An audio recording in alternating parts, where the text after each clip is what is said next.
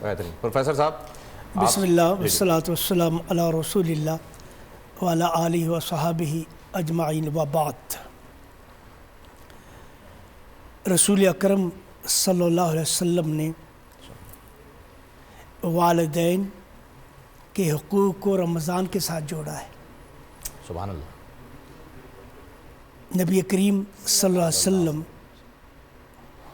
ایک دفعہ تشریف لائے تقریر کرنے کے لیے، خطبہ دینے کے لیے، تو ممبر کی پہلی سیڑھی پر قدم رکھا، فرمایا آمین اونچی آواز سے، دوسری پر قدم رکھا آمین اونچی، تیسری پر آمین۔ صحابہ کرام رضوان اللہ اجمعین نے رسول اکرم صلی اللہ علیہ وسلم سے کہا یا رسول اللہ انکا فعلت اليوم ما کنت تفعل ذلک قبل، اے اللہ کے رسول آج آپ نے ایسا عمل کیا ہے اس سے پہلے کبھی ہم نے آپ کو یہ عمل کرتے ہوئے نہیں دیکھا۔ آپ نے ممبر پر تو چڑھتے ہیں لیکن کبھی آپ نے آمین نہیں کہا، آج کیوں آمین کہا ہے آپ نے؟ رسول اکرم صلی اللہ علیہ وسلم فرمایا جب ممبر کے قریب آیا تو جبریل کھڑا تھا، جبریل نے دعا کی اور میں نے آمین کہی۔ اب آپ اندازہ فرمائیں جبریل دعا کرے اور رسول اکرم آمین کہے، یہ دعا کتنی عظیم ہے۔ کیا اس دعا کے رد ہونے کے امکان ہیں اللہ کے ہاں؟ نہیں۔ فرمایا یا رسول اللہ جبریل نے کیا کہا؟ آپ نے فرمایا جبریل نے کہا بعد من وجد رمضان ولم یغفر لہ، وہ شخص اللہ کی رحمت سے بڑا محروم رہا ہے، بڑا بدبخت ہے جس نے اپنی زندگی میں رمضان کا مہینہ پایا اور اس نے اپنے گناہ نہ بخشوا لیے۔ یہ موقع ہے اللہ کے سامنے گڑ گڑانے، اللہ سے معافی مانگنے کا۔ فرمایا یا رسول اللہ پھر دوسری بار کیا کہا؟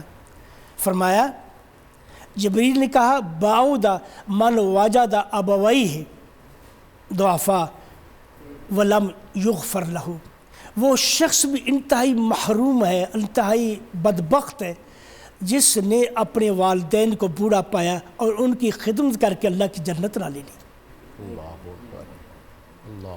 اور فرمایا تیسرا جب بار جو آپ نے آمین فرمائی اس میں کیا کہا جبریل نے؟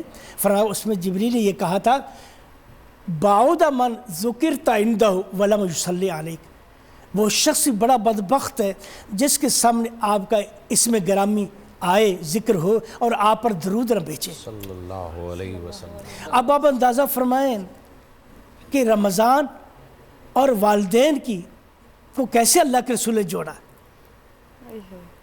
والدین کا حق کبھی انسان ادا نہیں کر سکتا، بے شک۔ ماں باپ وہ ہستی ہیں، باپ ہمیشہ یہ چاہتا ہے کہ میرا بیٹا مجھ سے آگے بڑھ کر رہے۔ دنیا کی ہر شخص آپ سے حسد کرے گا لیکن ماں باپ ایسے ہستے جو کبھی آپ کے حسد نہیں کرے گا۔ باپ اگر ایم اے ہے وہ چاہے گا میرا بیٹا پی ایچ ڈی ہو، باپ اگر اس کے پاس ایک دکان میں چاہے میرے پاس 1 لاکھ ہے چاہے میرے بیٹے کے پاس 1 کروڑ ہو، ہمیشہ وہ چاہے گا کہ میری اولاد آگے بڑھ کر ہو۔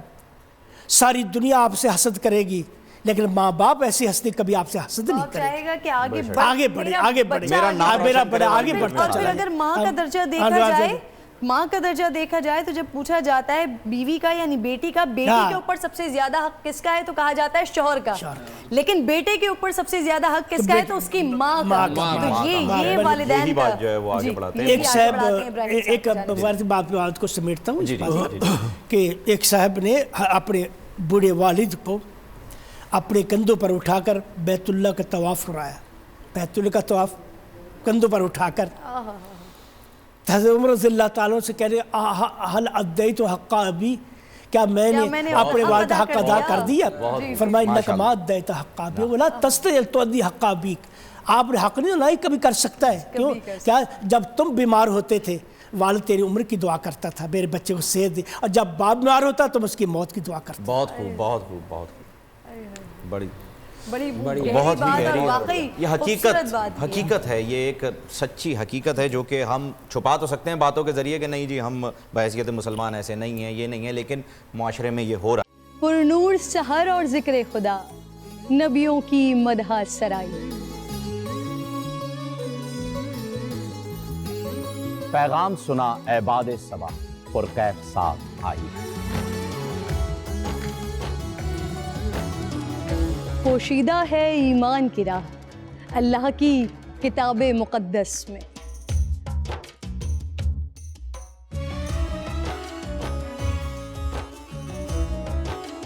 बस गौर व फिक्र का दर है खुला हिकमत से सजी इस महफिल में।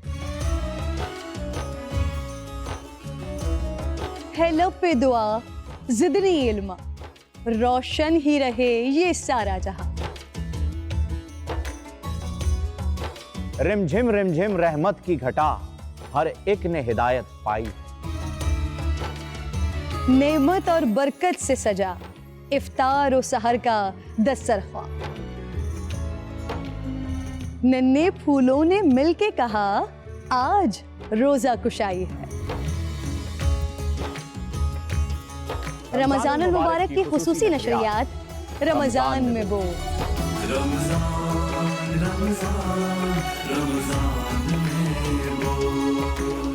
रमजान अल मुबारक की खुसूसी नशरियात रमजान में बोल फहीम खान और किरण नाज के साथ रोजाना सुबह 3 बजे सहर ट्रांसमिशन और शाम 5:30 बजे अफ्तार ट्रांसमिशन सिर्फ बोल एंटरटेनमेंट पर।